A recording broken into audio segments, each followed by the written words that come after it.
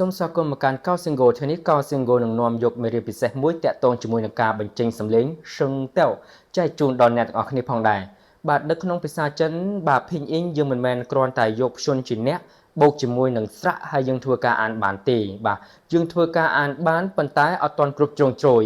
បាទនៅក្នុងភាសាចិនបាទការបញ្ចេញសំឡេងមាន5ឥឡូវនេះខ្ញុំនឹងនាំយក4ដើម្បីចែកជូនដល់អ្នកទាំងអស់គ្នាជាមុនសិនបាទអញ្ចឹងយើងទាំងអស់គ្នាបាទមកមើលគំនូសនៃការបញ្ចេញសំឡេងទាំង4បាទជាមួយនឹងខ្ញុំទាំងអស់គ្នាបាទអ្នកទាំងអស់គ្នាគំនូសទី1បាទការបញ្ចេញសំឡេងណាបាទគឺសំឡេងត្រង់ឬក៏សំឡេងស្មើបាទអ្នកទាំងអស់គ្នាណាសំឡេងគឺស្មើតែម្ដងបាទហើយគំនូសបាទសំឡេងទី2បាទគឺរៀងឡើងបន្តិចបាទរៀងឡើងបន្តិចណាបាទសំឡេងនេះរៀងឡើងបន្តិចដែលយើងឧទាហរណ៍ងាយយល់បាទគឺឡើងភ្នំបាទយើងឡើងភ្នំយើងឡើងពីទីបាទយើងឡើងពីទាបទៅខ្ពស់ណាអ្នកទាំងអស់គ្នាបាទអ្នកទាំងអស់គ្នាកុំភ្លេចមានសភៅណូតទុកផងណាបាទសំឡេងទី1យ៉ាងម៉េចសំឡេងទី2យ៉ាងម៉េចសំឡេងទី3យ៉ាងម៉េចសំឡេងទី4យ៉ាងម៉េចបាទងាយស្រួលនៅពេលដែលបងប្អូនឃើញគំនូសសំឡេងធ្វើការបញ្ចេញសំឡេងនៅពាក្យនៃភាសាចិនហ្នឹងបានត្រឹមត្រូវល្អផងដែរបាទអញ្ចឹងយើងចូលមកដល់សំឡេងទី3បាទសំឡេងទី3របស់យើងបាទគឺចុះហើយឡើងវិញបាទអ្នកនរគ្នាណាបាទសំឡេងចុះហើយគឺឡើងវិញបាទមានន័យថាយើងចុះភ្នំហើយយើងឡើងភ្នំវិញណាអ្នកនរគ្នាបាទរីឯសំឡេងទី4បាទសំឡេងទី4បាទយើងរៀងអានរៀងបាទរៀងខ្លីឬក៏កញ្ឆក់បន្តិចមកបាទយើងចូលសំឡេងទី4តែម្ដងបាទដែលសំឡេងទី4យើងនេះបាទបើមើលគំនូសដូចចុះភ្នំបាទសំឡេងទី4យើងរៀងអានរៀងកញ្ឆក់តិចមកបាទនេះយើងចូលសំឡេងទី4ណាបាទគឺសំឡេងចុះភ្នំបាទណាបាទអូខេអញ្ចឹងយើងបានដឹងហើយបាទអំពីបាទគំនូសរបស់សំឡេងនីមួយៗបាទដែលមានគំនូសសំឡេងទី1បាទស្មើបាទគំនូសសំឡេងទី2បាទរៀងឡើងណាបាទឡើងបាទរៀងឡើងបន្តិចអ្នកនរគ្នារៀងប្អូសបន្តិចមកវាឡើងហើយបាទចូលសំឡេងទី2ហើយសំឡេងទី3បាទចុះហើយគឺឡើងវិញបាទណាចុះហើយគឺឡើងវិញសំឡេងទី3បាទសំឡេងទី4បាទរៀងកញ្ឆក់បន្តិចមកអ្នកនរគ្នាណាសំឡេងទី4បាទអានរៀងកញ្ឆក់បន្តិចមកបាទឬក៏បាទសំឡេងចុះភ្នំបាទណាអ្នកនរគ្នាឥឡូវនេះខ្ញុំនឹងបាទធ្វើការបញ្ចេញសំឡេងជូនដល់អ្នកនរគ្នាហើយអ្នកនរគ្នាបាទត្រង់ត្រាំស្ដាប់បាទដើម្បីធ្វើការបញ្ចេញសំឡេងជាមួយខ្ញុំទាំងអស់គ្នាផងដែរបាទអូខេអញ្ចឹងយើងមកមើល example បាទនេះជាឧទាហរណ៍ណាបាទឧទាហរណ៍បាទនេះគំនូសនេះអ្នកនរគ្នាគំនូសនេះសំឡេងទីម៉ានបាទសំឡេងទី1បាទស្មើបាទអញ្ចឹងបាទសំឡេងទី1ស្មើរបស់យើងបាទខ្ញុំនឹងធ្វើការបញ្ចេញសំឡេងជូនអ្នកទាំងអស់គ្នាបាទជាឧទាហរណ៍បាទគឺសំឡេងស្មើគឺអាបាទគឺស្មើតែម្ដងបាទណាបាទអត់មានឡើងឬក៏អត់មានចុះទេស្មើណាអ្នកនរគ្នាអានជាមួយខ្ញុំបាទអាបាទនេះហើយបាទគឺជាការបញ្ចេញសំឡេងបាទទី1គឺស្មើបាទអ្នកនរគ្នាគ្រាន់តែកលេចឃើញមើលគំនូសនេះយើងដឹងថាសំឡេងទី1តែម្ដងហើយសំឡេងទី1ការបញ្ចេញសំឡេងរបស់យើងគឺបែបហ្នឹងបាទគឺស្មើបាទអាបាទអូខេឥឡូវនេះយើងចូលសំឡេងទី2បាទការបញ្ចេញសំឡេងទី2រៀងឡើងទៅលើណាអ្នកនរគ្នាបាទអ្នកនរគ្នាគ្រាន់តែអានវារៀងប្អូសបន្តិចមកវាចូលសំឡេងទី2ហើយបាទអញ្ចឹងនេះបាទគំនូសសំឡេងទីម៉ាដែរសំឡេងទី2បាទសំឡេងទី2អូខេអញ្ចឹងសំឡេងទី2អាបាទអ្នកនរគ្នាអានរៀងប្អូសបន្តិចណាយើងរៀងប្អូសឡើងទៅលើបន្តិចបាទយើងឡើងភ្នំមកបាទយើងឡើងពីទាបទៅខ្ពស់ណាបាទធ្វើបាទបញ្ចេញសំឡេងជាមួយខ្ញុំម្ដងទៀតបាទអាបាទបាទរៀងប្អូសតិចមកអ្នកនរគ្នាណារៀងប្អូសតិចមកចូលសំឡេងទី2ហើយបាទសំឡេងទី3បាទសំឡេងទី3បាទចុះហើយយើងឡើងវិញណា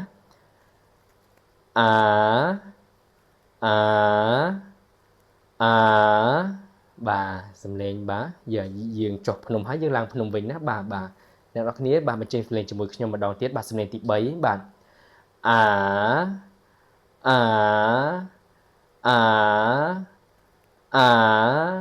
បាទនេះសំឡេងទី3បាទសំឡេងទី4បាទរៀងកញ្ឆក់តិចមកអ្នកនរគ្នា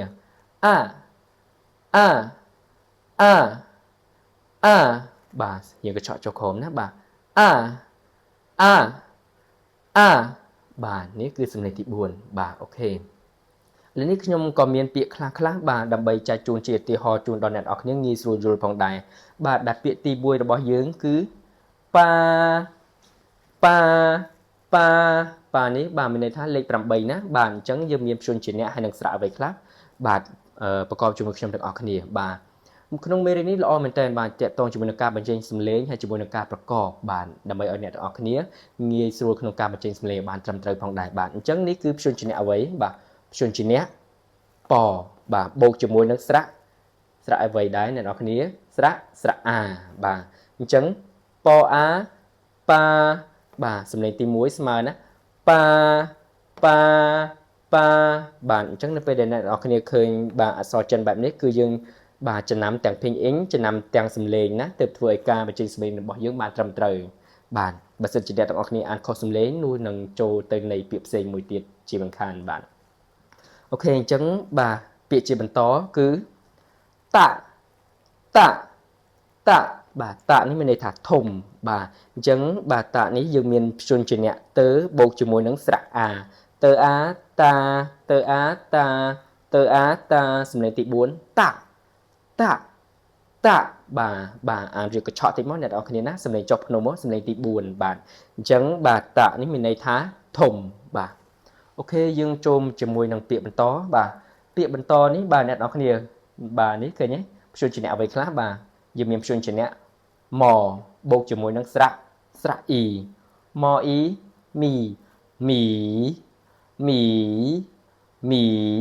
បាទសំឡេងទីប៉ុន្មានដែរសំឡេងទី3បាទអញ្ចឹងសំឡេងទី3ណាបាទអញ្ចឹងមីបាទមានន័យថាអង្គឬក៏បាយណាអ្នកនរគ្នាបាទអង្គឬក៏បាយបាទអញ្ចឹងបាទយើងចូលជាមួយនឹងពាក្យបន្តរបស់យើងទៀតបាទអញ្ចឹងពាក្យបន្តទៀតនេះបាទគឺមានព្យញ្ជនៈធ្វើ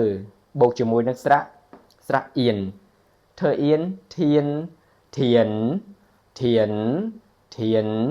បាទអញ្ចឹងធានមានន័យថាផ្អែមបាទផ្អែមបាទដូចស្ករសបាទមានរសជាតិផ្អែមបាទអញ្ចឹងផ្អែមនេះបាទយើងមើលគំនូ